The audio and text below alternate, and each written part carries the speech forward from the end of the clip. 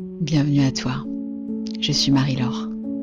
Ici, dans le temple de l'intime, tu es invitée à te laisser toucher par la parole, par la vérité, par la vie. Les mots caressent, ils guérissent et rappellent ce qui est vrai. Il n'y a rien à comprendre, juste à ressentir et te laisser toucher. Bonjour et bienvenue à toi dans ce nouvel épisode du podcast Toucher. Aujourd'hui, j'ai envie de te partager ce que je ressens à propos d'une émotion qui a beaucoup été dans ma vie, que j'ai beaucoup ressenti, souvent, en profondeur. Et aujourd'hui, j'avais envie justement de mettre l'emphase dessus, de l'honorer, de lui rendre grâce. C'est la tristesse. La tristesse, c'est vraiment une muse pour moi, qui nourrit l'artiste en moi. Elle est très présente dans ma créativité. Et c'est souvent elle qui m'a fait toucher le fond et aussi fait remonter. Et aujourd'hui, c'est de cette émotion que j'ai envie de te parler, être touchée par sa tristesse. Je me pense d'ailleurs qu'on ne peut être que touché par elle. Et au-delà, je crois même que c'est elle qui nous aide à être vulnérables, à être fragiles.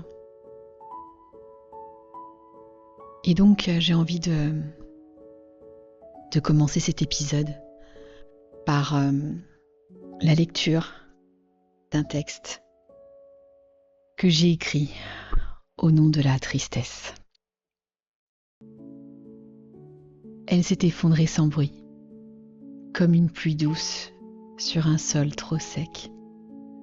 Elle n'a pas hurlé, elle n'a pas frappé, elle a glissé à l'intérieur lentement, jusqu'à remplir toutes les cavités du cœur. On l'a trop souvent cachée, trop souvent pressée. On lui a dit « relève-toi, souris, avance ». Mais la tristesse n'est pas un échec. Elle est un sanctuaire. Un espace où l'âme vient déposer ce qu'elle ne peut plus porter. Une chambre silencieuse où les larmes lavent le passé. Elle n'est pas là pour te noyer. Elle est là pour t'apprendre à respirer autrement. Elle t'invite à plonger, non pour t'y perdre, mais pour y trouver ce que tu as perdu. Un amour, une part de toi, une mémoire. Dans le corps, elle s'installe dans la poitrine, dans la gorge nouée, dans les yeux qui picotent. Elle pèse, elle ralentit, parce que le deuil ralentit le temps, pour t'obliger à t'arrêter, pour que tu écoutes enfin. Dans le féminin, elle pleure en silence, elle coule, elle attend, elle prépare la terre intérieure à recevoir. Dans le masculin, elle retient, elle serre les dents, elle cherche à comprendre, à maîtriser le vide. Mais au fond, c'est la même rivière, un fleuve d'amour qui a perdu son rivage. La tristesse, c'est l'amour qui accepte de mourir à ce qui n'est plus. Le deuil, c'est le rituel de cet amour. C'est le oui à la fin pour pouvoir dire oui à un commencement. Si tu l'enfouis, elle devient stagnante. Si tu l'accueilles, elle devient passage. Elle fait de la place, elle libère l'espace, elle prépare un nouvel élan, une renaissance. Alors, laisse-toi pleurer, laisse-toi être traversé. Il n'y a rien à réparer, rien à accélérer, juste à honorer. Car la tristesse est sacrée. Elle est le ventre de la transformation. Elle est le vide fertile. Elle est la chambre du cœur où tout renaît. Et un jour, sans prévenir, tu sentiras à nouveau la lumière. Tu ne sauras pas quand c'est arrivé, mais tu sauras que c'est grâce à elle.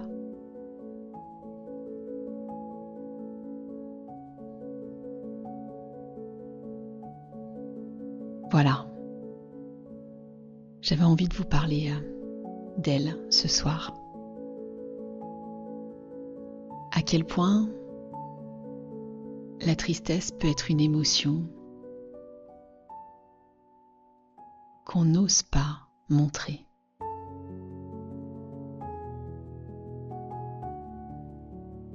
Il m'est arrivé d'accompagner des hommes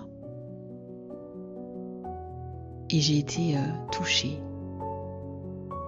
quand je les ai vus fragiles, vulnérables.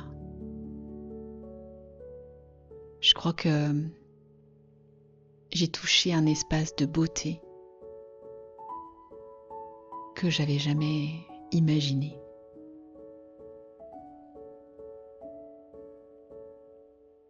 Chez les femmes, c'est la force que je vois, l'énergie qu'elles mettent à résister, à serrer les poings.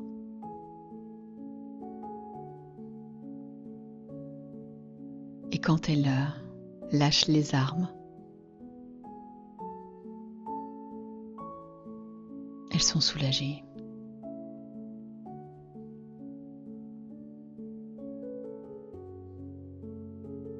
Pendant longtemps,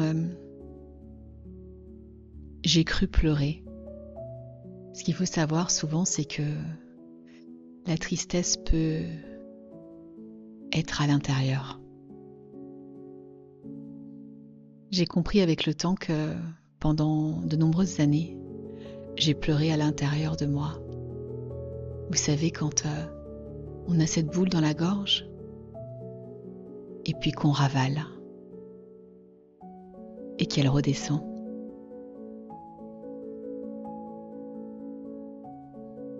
Et j'ai compris avec le temps que c'était exactement à ce moment-là que je pleurais à l'intérieur. D'ailleurs, on dit souvent que le chagrin, la tristesse se loge dans les poumons.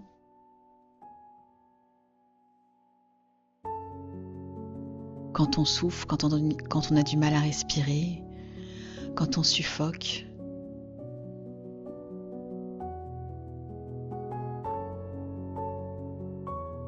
Alors c'est vrai qu'aujourd'hui, j'ai envie de vous inviter à ne pas voir cette tristesse comme quelque chose qui vous rend faible, mais au contraire, comme quelque chose qui vous rend vulnérable, vrai, authentique, sincère. D'ailleurs, je crois toujours que c'est le plus beau cadeau qu'on puisse faire à nos enfants et à notre environnement, aux gens qui nous entourent, de se laisser aller à l'émotion. Parce que quand on se laisse aller à cette émotion avec le cœur, il y a quelque chose qui se passe autour comme une autorisation qu'on donnait à ceux qui nous entourent d'être vrai aussi. J'ai envie de vous partager un exemple. À 40 ans, mon fils m'a vu pleurer. Il m'a dit « C'est la première fois que je te vois pleurer, maman. »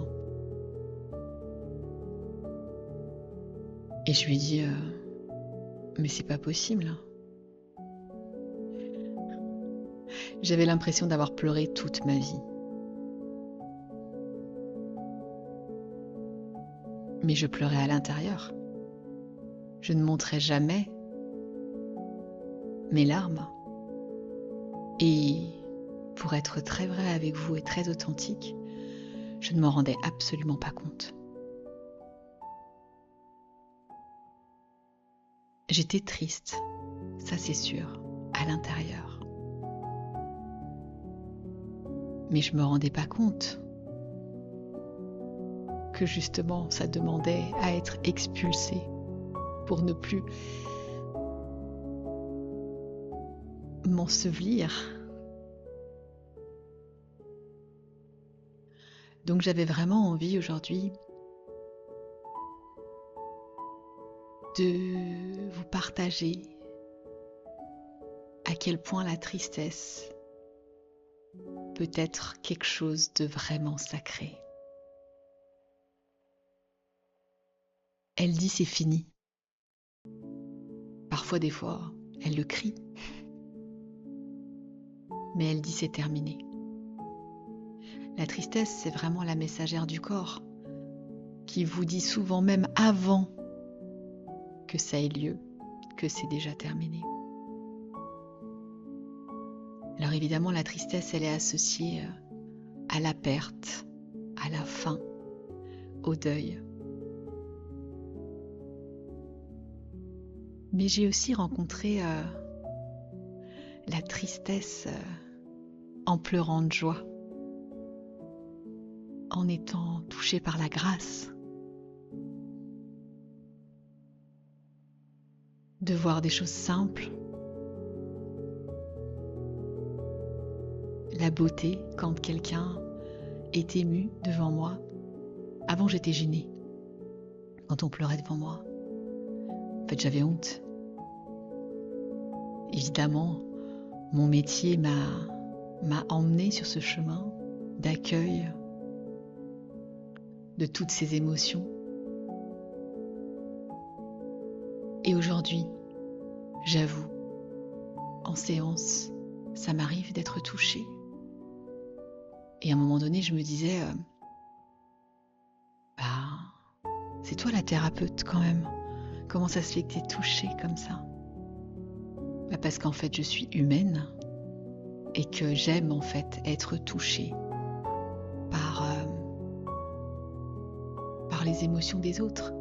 Ça ne veut pas dire qu'elles m'appartiennent. Ça veut juste dire que j'honore cette vérité.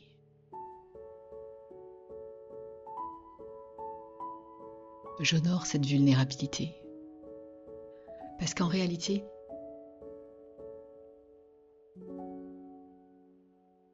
je vous ai déjà parlé de plusieurs émotions, je vous en parlerai d'autres prochainement.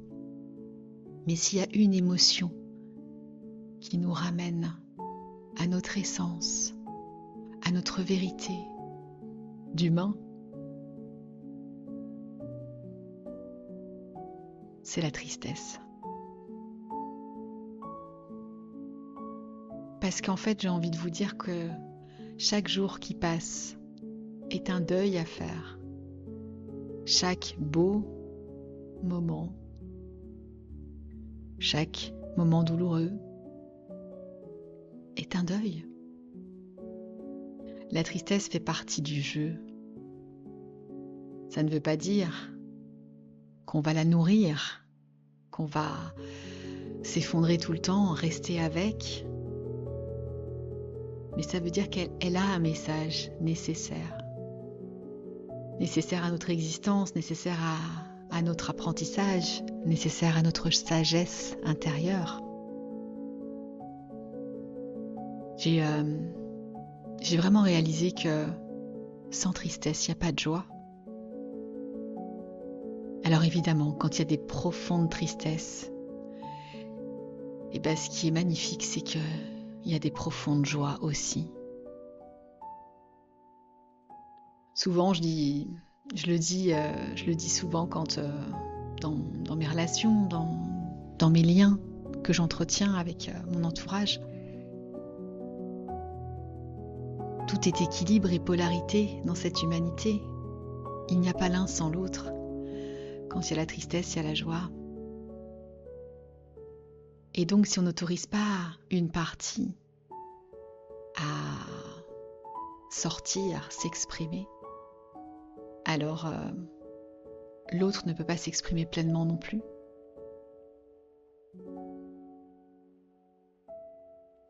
Et puis souvent, cette tristesse, on met un masque dessus. Parfois, c'est le masque de la joie. Donc vous imaginez. On fait comme si tout va bien tout le temps. Forcément, à un moment donné, il y a un effondrement. On ne sait pas pourquoi. On pleure pendant des jours, des mois, sans s'arrêter. Et oui, quand on a retenu ces émotions, cette tristesse pendant une 40aine d'années, le ballon de baudruche qui a été rempli pendant toutes ces années, où on a mis de côté ces larmes à l'intérieur, elles vont sortir au fur et à mesure. Et ça va être parfois désagréable. Et puis finalement, on va se rendre compte que quand on laisse faire les choses, cette tristesse, elle reprend sa place. Elle est là quand c'est nécessaire. Et elle n'est plus là constamment. Donc j'avais vraiment envie de vous dire que la tristesse est vraiment sacrée. Chez l'artiste, c'est celle qui éveille la créativité, bien souvent. C'est pas une règle pour tout le monde, mais en tout cas, pour avoir discuté avec beaucoup d'artistes autour de moi, la tristesse, c'est le spleen, comme le disait Baudelaire. Et c'est ce qui permet de créer, parfois de transcender aussi cette tristesse. Mes plus belles œuvres ont été écrites, créées à partir de cette émotion-là. Parce que la tristesse a une vertu.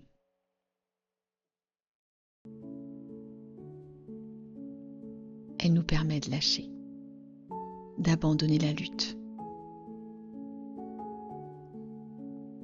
Et pour moi, elle m'a permis de me mettre à genoux bien souvent. Et du coup, de me mettre au service de Dieu.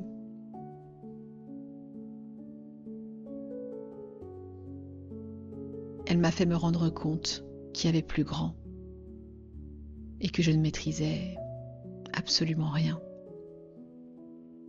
et que je ne savais la plupart du temps, même pour pas dire tout le temps, rien.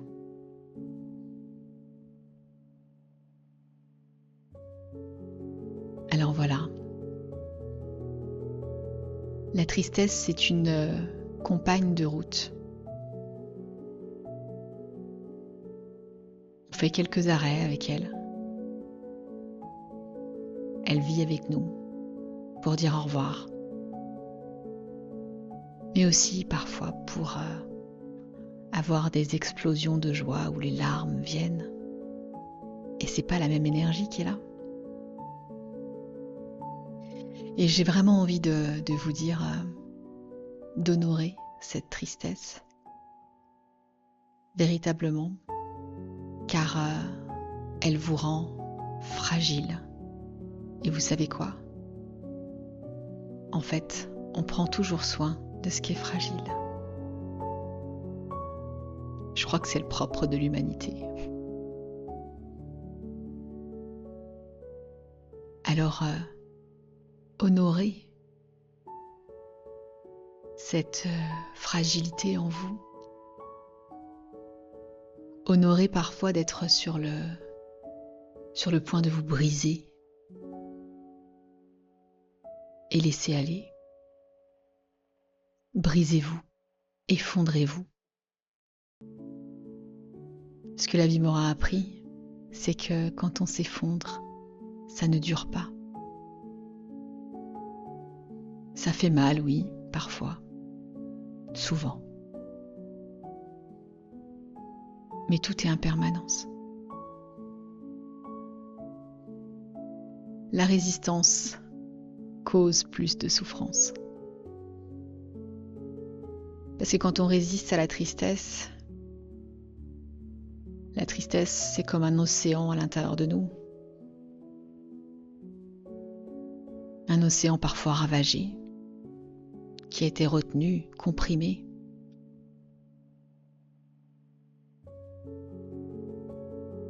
Alors peut-être que si tu as écouté cet épisode jusqu'au bout, peut-être qu'il est temps de lâcher. Peut-être qu'il est temps pour toi de t'avouer vaincu.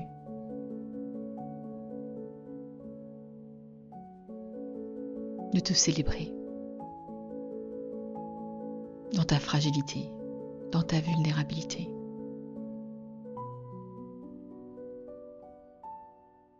Accueille ta tristesse sacrée.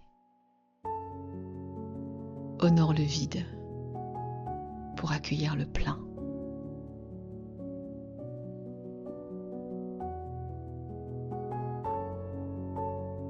Voilà. J'espère que cet épisode t'aura apporté peut-être du réconfort, peut-être de la lumière, peu importe. Partage, diffuse cet épisode à quelqu'un, peut-être, qui en aura besoin. Et en attendant, je te souhaite une très très belle soirée.